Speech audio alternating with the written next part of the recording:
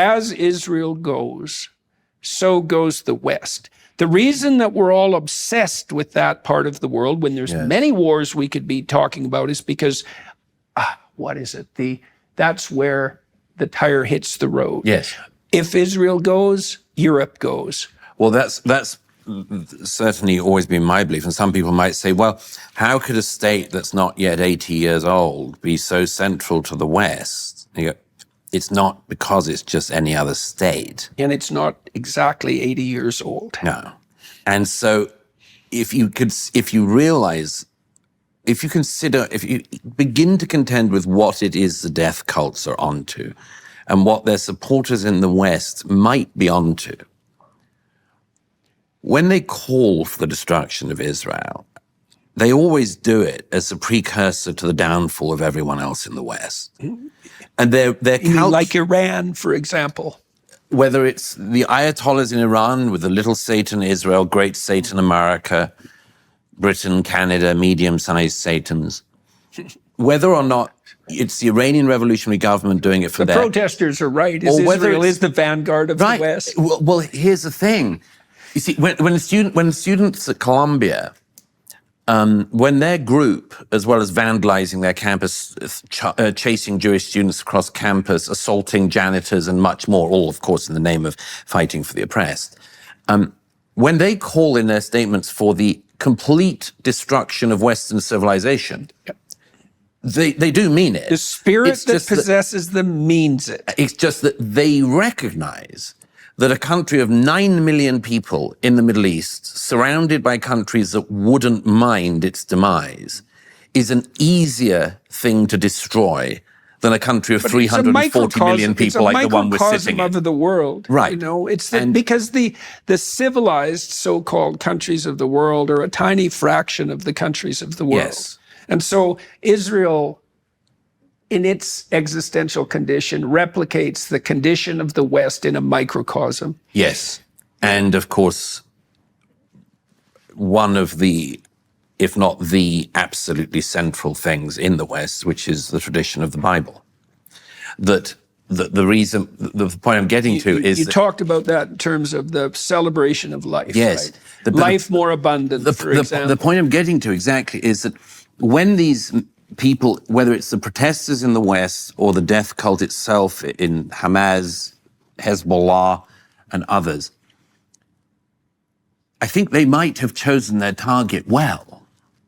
I think they're onto something. They do know that if you take this out, everyone else is vulnerable next. It's very clever target selection.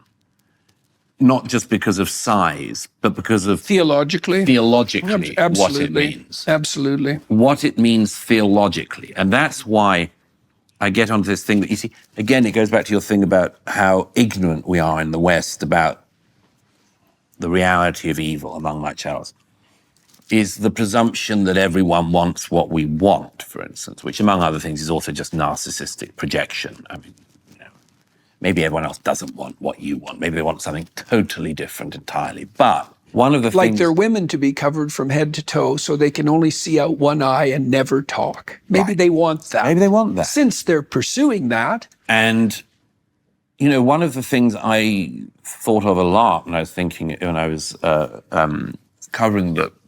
You know, obviously, this is also, as you know, a first-hand account of Israel's response in the conflict.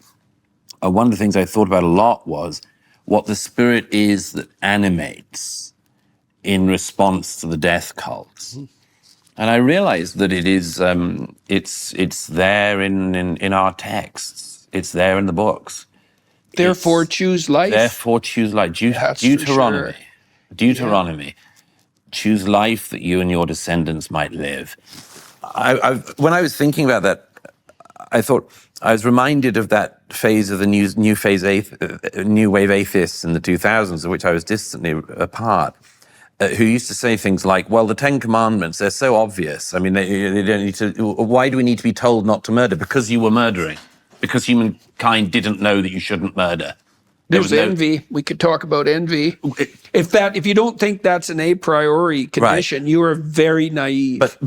So I heard that for many years about the Ten Commandments, and it was done in I think, usually naive and flippant way. But when it comes down to this one, literally, the commandment to choose life in the face of whatever odds. Yeah, whatever odds. As the psalmist says. That's the story of Job. Exactly. And as the psalmist says, I shall not die, but I shall live. One of the things that I recount in the book is just the number of examples I came across from people who had stared right in the face of death, right in the face of evil, and who even in the face of it and in the aftermath of it had at the core of their being, I shall not die, but I shall live. And even in a military response, you see the difference between these things.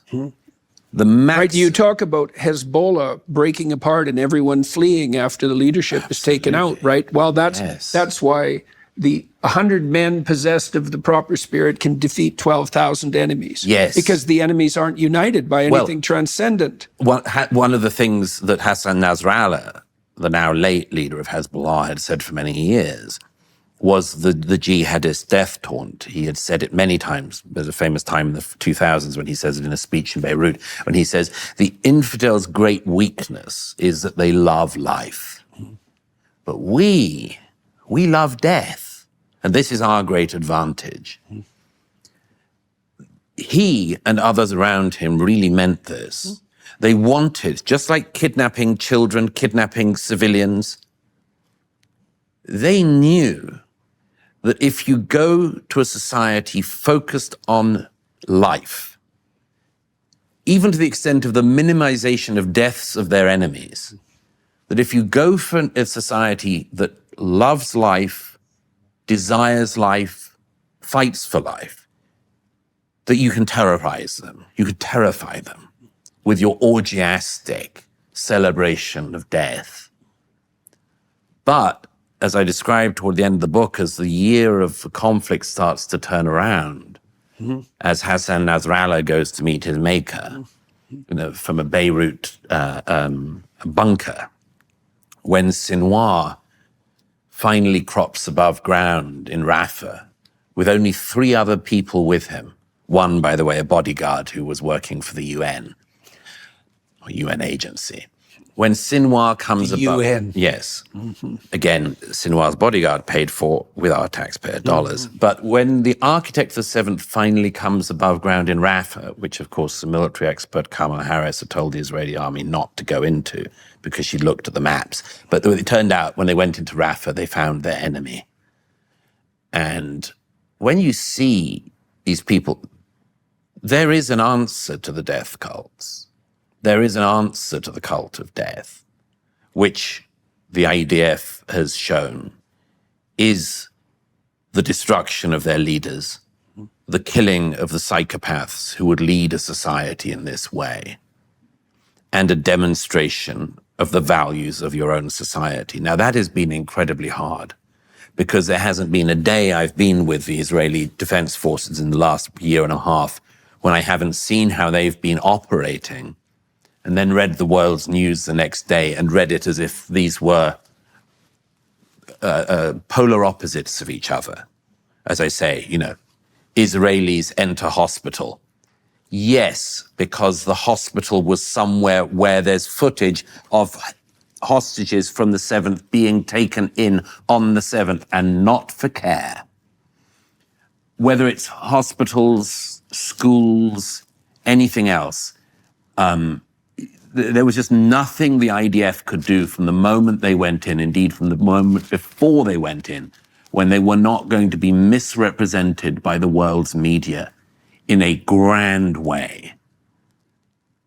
But, and I've been asked many times in the last year and a half, why are the Israelis so bad at communicating? The truth is, it's extremely hard to communicate what you're doing to a world which in significant part has already decided that you're the bad guy. And one that's manipulated as well, very profoundly by the actors behind the scenes. If you've listened to us for a while, you know our stance on fluoridation. Today, more than 70% of the U.S. population has fluoride added to their water sources. That is a violation of personal rights, plain and simple.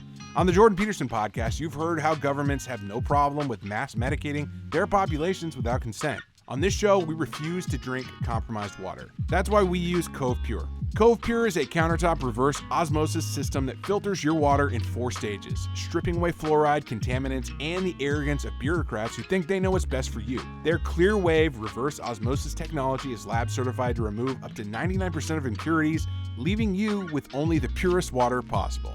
And unlike the government, Cove Pure lets you have your water exactly the way you want it. It has a simple touchscreen that lets you choose the exact amount or temperature that you want. Hot, cold, warm, whatever. Cove Pure does it all instantly with the tap of a button. Not only does it look amazing, the best part is that there's no need to drill into pipes or call a plumber. You just set up Cove Pure right on your countertop, fill it up with water, and plug it in. Your health shouldn't come at the cost of your autonomy.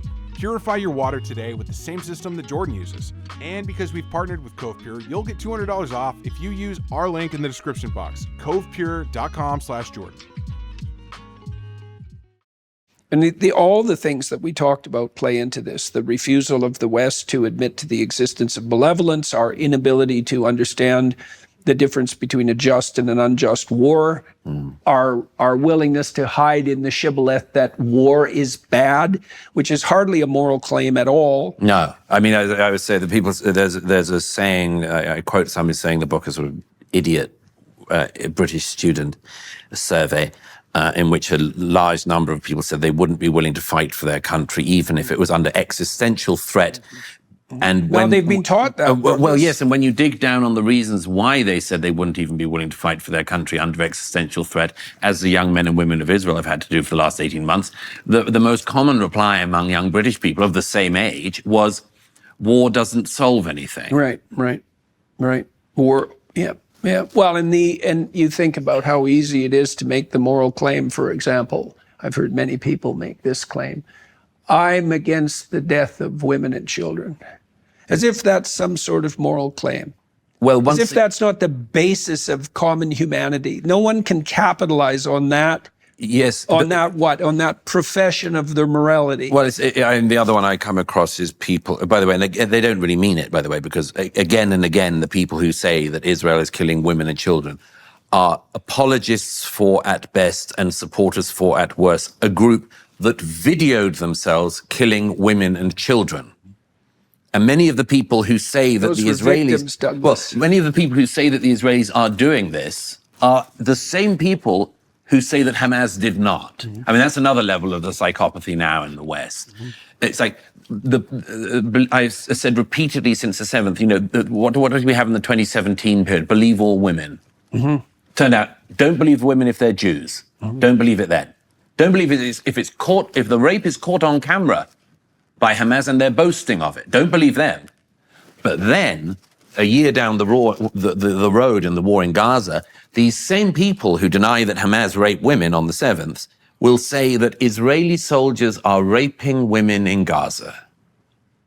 Every single time it's some form of projection, well, and that's that last-ditch attempt to what would you say, to salvage the oppressor-victim narrative. That's the core. That's the staff in the center of the belief system. But yes, I mean, to go back to the main point, yes, the main response that I hear is people who say things like, I don't like war.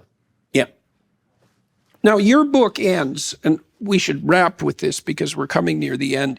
Like, your book ends, I guess, on a quasi-theological note, right? It seems to me that the underlying conclusion that you drew, having admitted to the existence of evil, let's say, in a theological sense, at least technically, right? Because it's a language that expresses that landscape. It's at least that. Yes. And it is a pointer to the opposite, right? That's the thing. To say it again about contending with evil is once you admit to its existence, especially in its lowest forms, you're forced to grapple with the fact that the opposite exists. And then that points you towards heaven, so to speak. Now, you you structured your book so that your conclusion, which is actually somewhat optimistic, is that despite being faced down by a death cult that outnumbers them geometrically, the Israelis are still there. Yes. And they're thriving. Yes. And there are forces within the Islamic world that have recognized that and that are doing their best to what? Not even so much reconcile themselves to that fact, but perhaps even to welcome it. Yes. And that's held after October 7th, which was a complete bloody miracle. That was the Abraham Accords.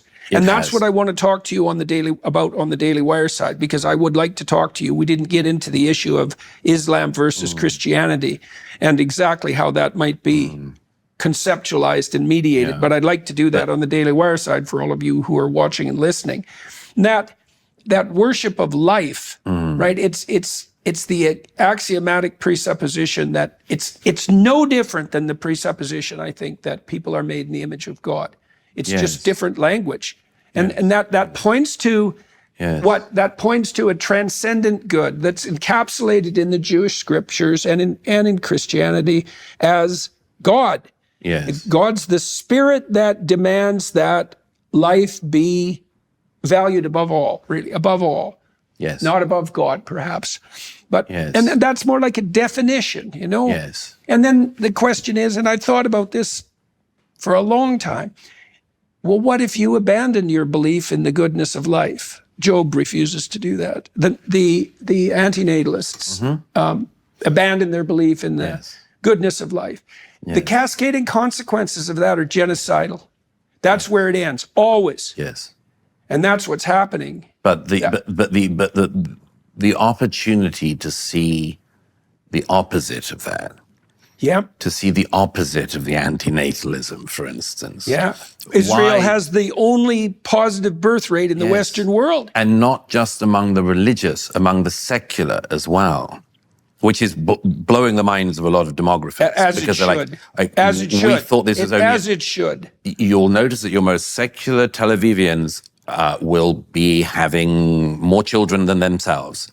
They're more than 2 children a couple on average per relatively The Israelis secular have pulled house. that off, and the Hungarians haven't even been able to manage it, even though they're trying very hard. Yes, but you see, that points to one of the central things in it.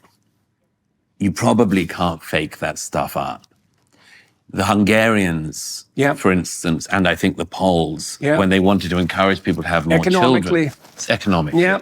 If you have a 4th child, you will pay no income tax on the 10th year of this. Maybe people don't structure their lives like that.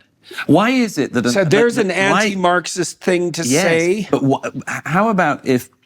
I mean, look at the difference between a Hungarian couple who are working out the tax break advantages of having a 4th child, but deciding not to have a 2nd child, versus an Israeli family in a war zone still creating life. Right. That's not a tax incentive thing. No. That is at a far, far deeper level. Right. And it is to do with a commandment. It is to do with a commandment. And, you know, I would just add one other thing to that, which is I was talking the other day with a friend, a biblical scholar, and he said, you know that that famous quote on the walls of the UN, the quote from Isaiah, and he shall judge among the nations, and he shall rebuke many people, and they shall beat their swords into plowshares, and their spears into pruning hooks. Nation shall not lift up sword against nation, neither shall they learn war anymore.